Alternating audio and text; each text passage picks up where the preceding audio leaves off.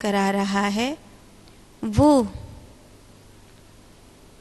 तुरिया से आया है। अपनी स्वप्न अवस्था में वो जो परम विश्रांति का अनुभव करा रहा है वो तत्व भी तुरिया से ही आया है। इसीलिए अवस्था त्रय का अनुप्राण तुरिया के द्वारा ही हुआ करता है। बस इतना है कि वो पूर्ण है और ये उस पूर्ण से निकला हुआ एक छाया में स्वरूप है। एक व्यक्ति की तस्वीर और एक व्यक्ति का होना, तस्वीर भी उसी व्यक्ति की है लेकिन तस्वीर तस्वीर है, व्यक्ति व्यक्ति है। ऐसे ही तुरिया परिपूर्ण है लेकिन उस तुरीय अवस्था की जो छाया है, जो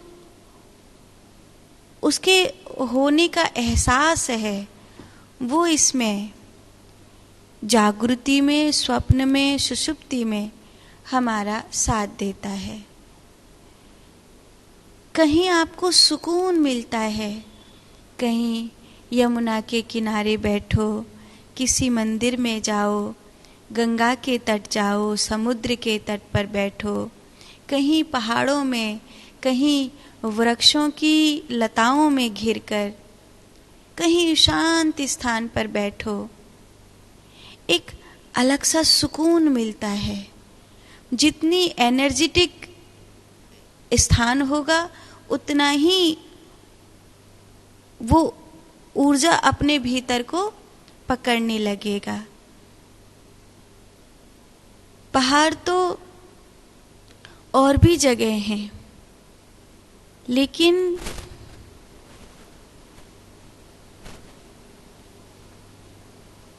बद्री केदार में जाकर एक अलग सा सुकून मिलता है।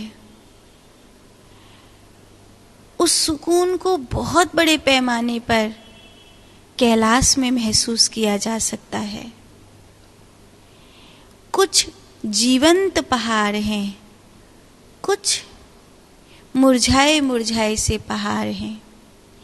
एक पहाड़ है जिस पर कोई भटकने भी नहीं जाता और आप हमारे ब्रज में आ जाइए तो यहाँ एक गोवर्धन नाम का पहाड़ है। लाखों लोग उसकी परिक्रमा लगा रहे हैं और उसको पूज पूज कर उसकी रज अपने माथे पर चढ़ा रहे हैं। अब दुनिया के लिए कहो तो वो तो यही बोलेगा कि ये गोवर्धन नाम का पहाड़ है, लेकिन एक माउंट और दूसरे माउंट में अंतर होता है ना। ये वो पर्वत नहीं है जिसकी ओर कोई देखे बिना, स्थान और स्थान में अंतर होता है।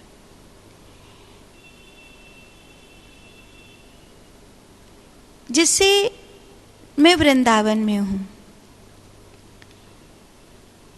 आप अपने किसी शहर में होंगे। वृंदावन की ऊर्जा,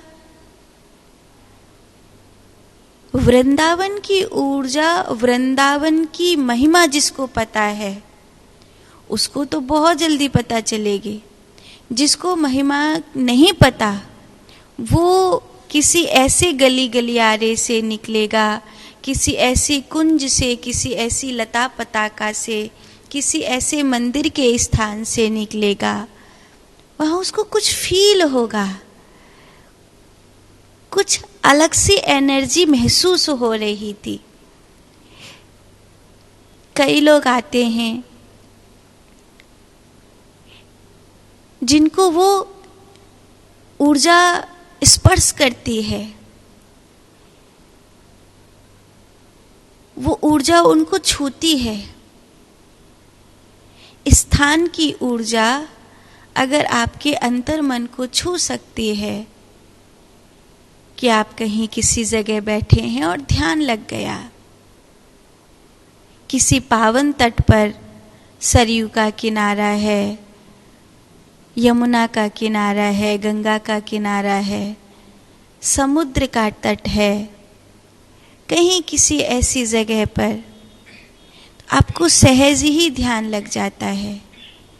उस जगह पर ब्रह्मांड की वो एनर्जी स्फुरन हो रही है। यही कारण है कि पूरा भारत इतना लंबा चौड़ा पड़ा था, लेकिन फिर भी मुगल आक्रांताओं ने मंदिर को तोड़कर ही मस्जिद क्यों बनाई? क्योंकि उस जगह को ऋषि मुनियों के द्वारा जगाया गया था, या जगी हुई भूमि को ढूंढा गया था। तो किसी न किसी विशेष कारण से, किसी की तपस्या से, किसी के अवतार से, किसी के ग्रह नक्षत्रों के प्रयोग से, किसी के उद्योग से उस भूमि की एनर्जी का जो लेवल था वो इतना हाई था कि वहाँ पर साधना में, ध्यान में, भजन में मन लगता था। मुस्लिम आक्रांताओं ने, मुगल आक्रांताओं ने पूरे भारत में दाएं बाएं, यहाँ वहाँ कहीं पे भी बना सकते थे, इतना लंबा चौड़ा भारत था, लेकिन मंदिर को तोड़कर ही मस्जिद बनाई। कारण, क्योंकि उस एनर्जी को जो अब तक हिंदुओं को प्राप्त हो रही है, उस एनर्जी को उनके लोग जो गैर हिंदू हैं उनको प्राप्त कराना था। और जब मस्जिद बन जाएगी तो वह किसी भी जो हिंदू है उसको जाना तो अलाउ होगा ही नहीं। तो किसी भी हिंदू का वहाँ अलाउ न हो जाना, इसलिए जो भी गैर हिंदू थे केवल उन्हीं के लिए वो स्थान सुरक्षित रहे, तथापि ऐसा किया गया। सवाल किस चीज का था? सवाल था ऊर्जा का।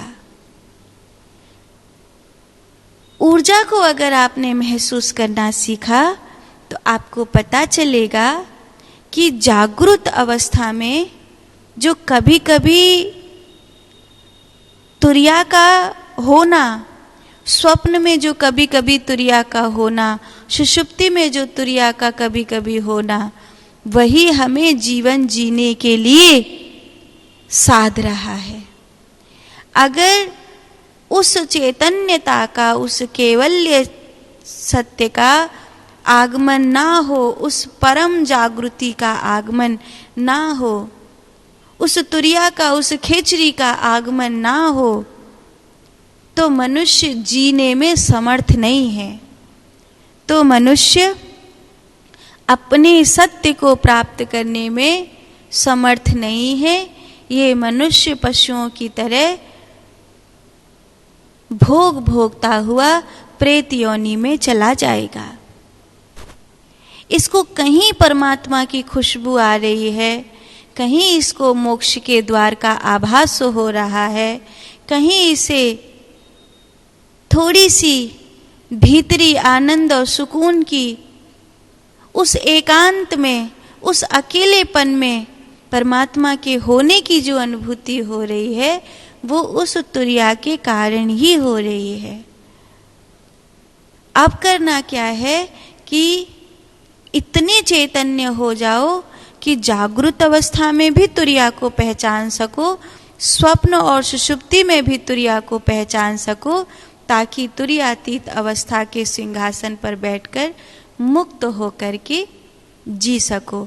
हंसो, बोलो, खाओ, पियो, नाचो, गाओ, रो,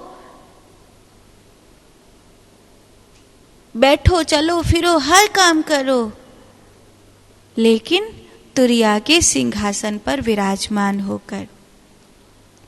ये सूत्र कहता है अवस्था त्रय का अनुप्राण तुरिया रस के द्वारा हुआ करता है, अर्थात वह अपनी दृढ़ भावना से स्वप्न संकल्प के समान सृष्टि निर्माण करता है।